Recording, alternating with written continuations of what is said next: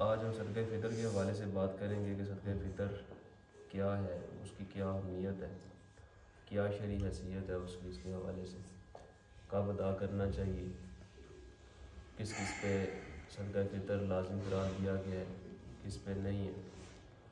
تو اس حوالے سے یہ بخاری شریف کے حدیث مبارکہ ہے۔ حضرت ابن عمر رضی اللہ تعالیٰ عنہ راوی حدیث ہیں، سیاستہ کی تقریباً تمام کتب میں یہ حدیث مبارکہ ذکر کی گئی ہے۔ آپ بیان فرماتے ہیں کہ حضور نبی مکرم صلی اللہ علیہ وآلہ وسلم نے ہم پر عید الفطر کی زکوٰۃ فرض کی، یعنی کہ صدقہ فطر جو ہے وہ لازم قرار دیا۔ اس میں 1 سا جو اور 1 سا کھجور کا ذکر کیا گیا۔ 1 سا سے مراد 4 کلو کا وزن ہوتا ہے، اور پھر ساتھ آگے ارشاد فرمایا کہ یہ ہر چھوٹے بڑے یعنی کہ چاہے وہ بالغ ہے یا نابالغ ہے، اسی طرح غلام ہے یا آزاد ہے، مرد ہے یا عورت ہے، ہر ایک پہ یہ چیز لازم قرار دی گئی ہے۔ اب یہاں پہ جو ضمناً مسئلہ سمجھنے والا ہے وہ یہ ہے کہ ایک دو بات یہ سمجھ میں آئی۔ آپ چونکہ کہ ایک اور حدیث مبارکہ بخاری میں ذکر کیا کہ وہ بھی حضرت ابن عمر رضی اللہ عنہ راوی حدیث ہیں۔ آپ بیان فرماتے ہیں کہ لوگوں نے پھر اس جو 4 کلو تھا اس کا ذکر کیا گیا، 1 سا کا ذکر کیا گیا، جو کا یا پھر کھجور کا کیا گیا، اس کو لوگوں نے ایک نصف گندم کے برابر، یعنی کہ نصف سا جو ہوتا ہے، جو 2 کلو گندم ہوتی ہے، اس کے برابر کر لیا۔ ٹھیک ہے، یعنی جو اگر کوئی بندہ 2 کلو گندم کے برابر یا پھر اس طرح کرے 2 کلو گندم دے دے، اس کا وہ جو ایک نصف سا جو کا بنتا ہے یا کھجور کا بنتا ہے وہ ادا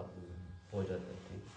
البتہ جو فتویٰ دیا جاتا ہے جو مطلقاً یعنی کہ تمام فقہا دیتے ہیں فقہ حنفی کی روح سے، وہ 2.25 کلو کا دیتے ہیں تاکہ کسی قسم کی کمی جو ہے وہ باقی نہ رہے، احتیاط کی بیس پہ یہ رکھا جاتا ہے۔ 2.25 کلو یا 2 کلو 50 گرام کہہ لیں، ٹھیک ہے، یہ ایک وزن ہے اس کا۔ پھر اس میں نابالغ اور بالغ کا جو فرق کیا گیا ہے، اس میں ایک تو یہ ہوتا ہے کہ بالغ بچہ جو ہوتا ہے اگر اس کے جو والدین ہیں ان کے اوپر وہ شرعی فقیر نہیں ہے، یعنی کہ جس طرح ہم زکوٰۃ کا ہم نے وزن دیکھا تھا، نصاب دیکھا تھا کہ اگر کسی بندے کے پاس 7.5 تولہ سونا ہے یا 52.5 تولہ چاندی ہے یا نقدی روپیہ جو 52.5 تولہ چاندی کے برابر بن جاتی ہے، یا پھر اس کے پاس مال تجارت اس کی جو قیمت ہے وہ اتنی موجود ہے جو 52.5 تولہ چاندی کی ہوا کرتی ہے، ٹھیک ہے، تو وہ جو بندہ ہوتا ہے وہ شرعی فقیر نہیں ہوتا، ٹھیک ہے، وہ بندہ صاحب نصاب ہوتا ہے، اس کے اوپر زکوٰۃ واجب ہوتی ہے۔ لیکن زکوٰۃ میں یہ ہوتا ہے کہ آپ کا سال گزرنا ان چیزوں پہ شرط ہوتا ہے، لیکن صدقہ فطر میں زکوٰۃ پہ یہ جو ذکر کیا گیا اس پہ سال گزرنا شرط نہیں ہے، ٹھیک ہے۔ اب اگر ایسا ہے کہ جو بندہ سرپرست ہے وہ خود شرعی فقیر ہے، یعنی کہ اس کے پاس اتنا سامان موجود نہیں ہے، یا پھر جو ضروریات اصلیہ سے زیادہ آپ کا مال ہوتا ہے، سامان ہوتا ہے، ٹھیک ہے، وہ اگر اتنا اس کی قیمت بن رہی ہے جو کہ 52.5 تولہ چاندی کے برابر ہوتی ہے، تو اس بندے کے اوپر بھی کیا ہے صدقہ فطر لازم ہوتا ہے، وہ بھی صدقہ فطر ادا کرے گا۔ تو اگر ایسی کوئی صورتحال ہے ہی نہیں ہے تو وہ جو سرپرست ہوتا ہے اس پہ واجب ہوتا ہے کہ اس کے جو نابالغ بچے ہوتے ہیں اس کی جو زکوٰۃ وہ صدقہ فطر کی جو قائم کی گئی ہے وہ ادا کرے۔ لیکن اگر وہ خود شرعی فقیر ہے، وہ اپنی نہیں دے سکتا تو بچوں کی کدھر سے دے گا، ٹھیک ہے، تو اس کے اوپر پہ وہ دینا لازم نہیں ہے۔ البتہ یہ جو لازم قرار دی گئی ہے صدقۃ الفطر، اس کو ایک تو حکم یہ بھی ساتھ ارشاد فرمایا اسی حدیث مبارکہ میں بخاری کی کہ جب تم عید الفطر کے لیے لوگ جانے لگیں اس سے پہلے پہلے کیا کرو، اس کو ادا کر دو۔ اب اس کی حکمتیں ہیں کہ آپ ظاہر سی بات ہے جو بندہ شرعی فقیر ہے آپ نے کیا کرنا ہے، اسی کو دینا ہے، ٹھیک ہے۔ اور حضرت عمر رضی اللہ عنہ بیان فرماتے ہیں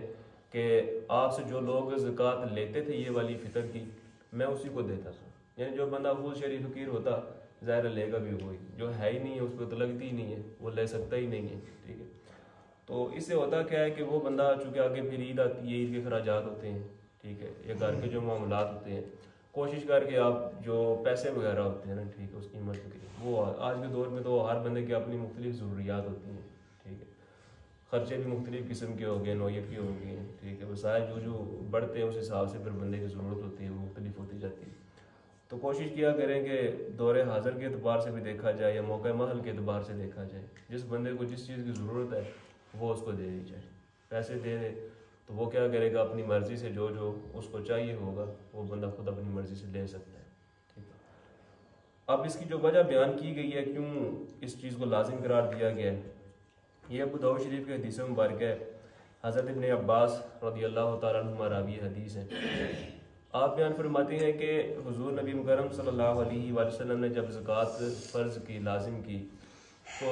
اس وقت آپ صلی اللہ علیہ وآلہ وسلم نے ہر چھوٹے بڑے مرد و عورت پر یہ زکوٰۃ کیا کی ہے، لازم قرار دیا ہے اس کو، اور پھر فرمایا کہ اس کی زکوٰۃ کی وجہ کیا ہے، تاکہ تمہارا جو مال ہے، تمہارا جو روزوں میں تم نے لغزشیں کی ہوتی ہیں، بے حیائی والے کام کیے ہوتے ہیں، ٹھیک ہے، ان سب کا وہ کفارہ ادا ہو جائے، ٹھیک ہے۔ اب اگر کوئی بندہ ایسا جو عید الفطر سے پہلے دے دیتا ہے، صدقہ فطر ادا کرتا ہے، تو اب یہ دینا اس کے لیے عید الفطر سے پہلے مستحب ہے، کوئی واجب نہیں ہے، کوئی فرض نہیں ہے۔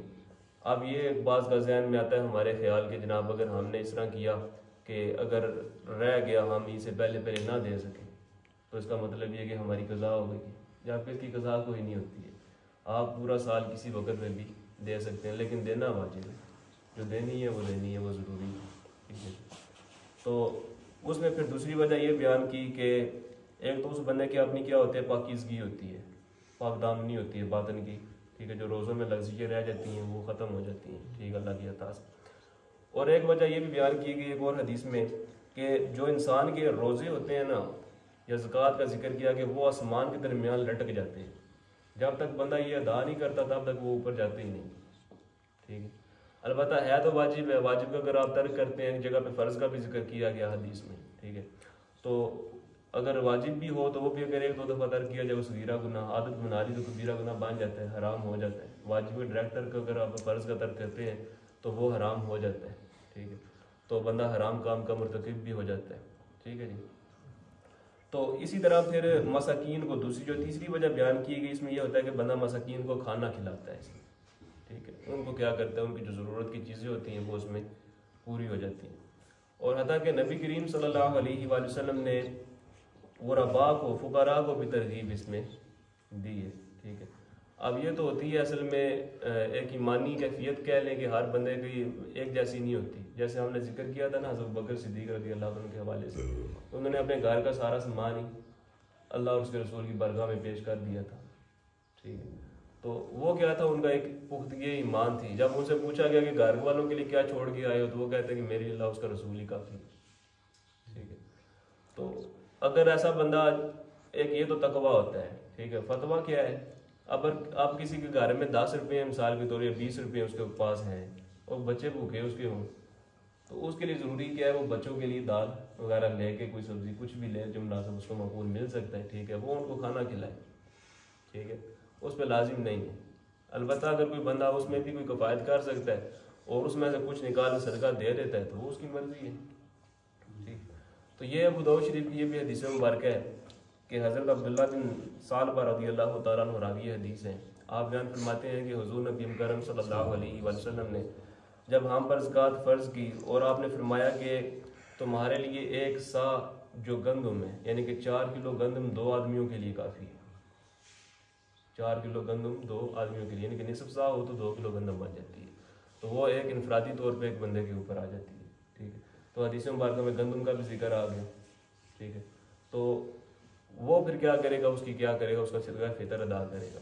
اب اگر کوئی صدقہ فطر ادا کرتا ہے تو وہ پھر کیا کرے گا کہ اپنے آپ کے لیے، جو بندہ شریف فقیر نہیں ہے، صاحب نصاب ہے، وہ اپنی پاکیزگی کے لیے ادا کرے گا، اس کی پاکیزگی میں کیا ہوگا،